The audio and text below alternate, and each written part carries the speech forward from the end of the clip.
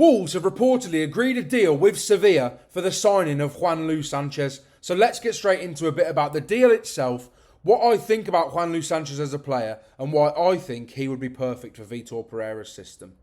Now, as you can see here, Juanlu Sánchez's representatives have reportedly confirmed an agreement has been reached between Sevilla and Wolves for Sanchez.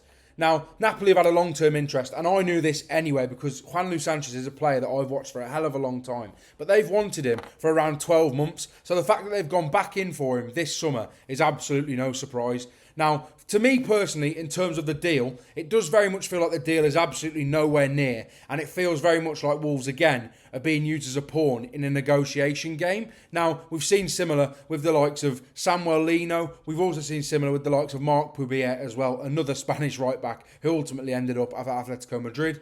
But if the player does come to Wolves, what a signing he would be, and I'm not 100% ruling it out just yet.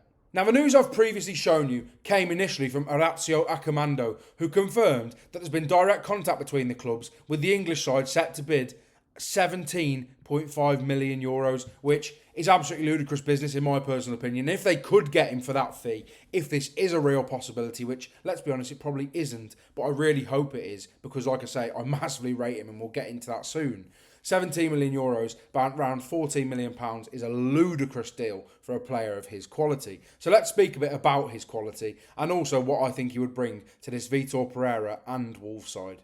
Now, I spoke about it yesterday in my Volfa video. In terms of young players having a lot of experience in the game, that is what Wolves should be looking at. You want those experienced youngsters that can grow with the team and also don't come in and look like they're out of place or look like they're really going to struggle settling in because of their age. Now, as you can see here, Juanlu Sánchez has played 185 appearances already at the age of 21. Now, for context, Volfa has played 190 at the age of 23. So, in a bit of context, they are the fullbacks levels and the sort of appearances we're looking at for those fullbacks that Wolves could potentially bring in. One thing that I absolutely love about Juanlu Sánchez and have admired about him for such a long time is this part, as you'll see here. Now, he's played almost everywhere. Right back, right midfield, right wing, left wing, second striker, number 10, number 8 and number 6. And as you can see, it's not actually, with regards, apart from the number 10, the number 6 and the second striker, he's actually got a lot of experience as a centre midfielder and a right midfielder as well. And generally, also as a left winger, really, 11 appearances as a left winger as well. And that is something I think Wolves have absolutely identified in Juanlu Sánchez, is the fact that he has such an innate ability to play and fit in most positions on the pitch. And that's something that Wolves will need. As I've said as well, Wolves are going to struggle with depth next season if they don't get all the numbers they want this summer. And Juanlu Sánchez offers that as well. For example, if Herver's progressing really well again and Wolves are happy enough to throw him in against the lesser sides next season, instead of just being a backup all season, that allows Juanlu Sánchez to play in a range of positions. He can play as that right 10, potentially. A right winger and a right 10 aren't too dissimilar in this Vitor Pereira system, really. So I do think he could also do that. But generally, again, midfield cover is something that Wolves will look to hopefully strengthen. But if they don't, again, that's another option, as much as it's not a valid option, really, in terms of how exciting it is or in terms of an option that most Wolves fans will want to see. Ultimately, Juanlu Sánchez is more than capable to do that role as well. Now, as we spoke about his versatility, as you can see here, on his scouting report on FBref, he is compared against midfielders, fullbacks and attacking mid/wingers. Now, look at the attacking mid/wingers numbers, it's ludicrous. He's in the top 3, 4 and 6% for tackles, interceptions and blocks respectively, and in the top 17% for clearances and aerials won, obviously because he doesn't play as an out-and-out winger. But if we do look at fullbacks, because he will be playing as a fullback/wing-back in this Vitor Pereira system, as you can see here, again, a goal threat is something that I think Wolves have never really had from fullback. Matt Doherty has popped up with a few goals, and especially in his first few years, he was a goal threat. However, Nelson Semedo was never really that goal threat. He was someone that was going to get down the byline and cross it in or cut it back. He was never really that player that would get in on the act. And I do think that would be a really useful asset for Wolves next season in that position, especially if Wolves don't manage to get that attacking depth in. They're going to need that from somewhere else. Now, he's also in the top 15% for assists per 90 as well, with 0.21, which again is really impressive and something that, again, from fullback, Wolves will be looking to do next season, given the fact that they will have that rigid back three and then the wing-backs will have that licence to go on.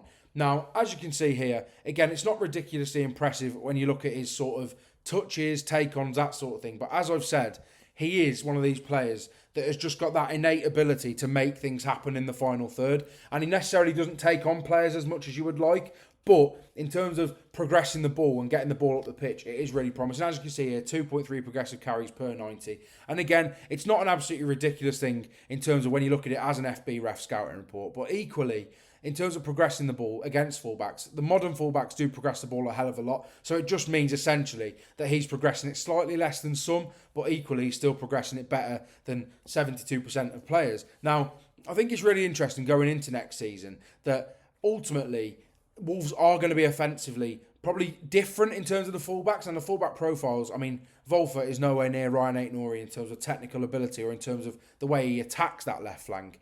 But again, on the right side, they're not really similar profiles in Juanlu Sánchez and Nelson Semedo. So the fullback options are going to be different and they are going to play differently. But I do think they will both excel in this system. Now, we've spoken about the deal, we've spoken about him as a player, but I want to speak a bit about him and his experience. Now, as I said, he's played 180 odd games in the senior game at 21, which is really, really impressive in itself.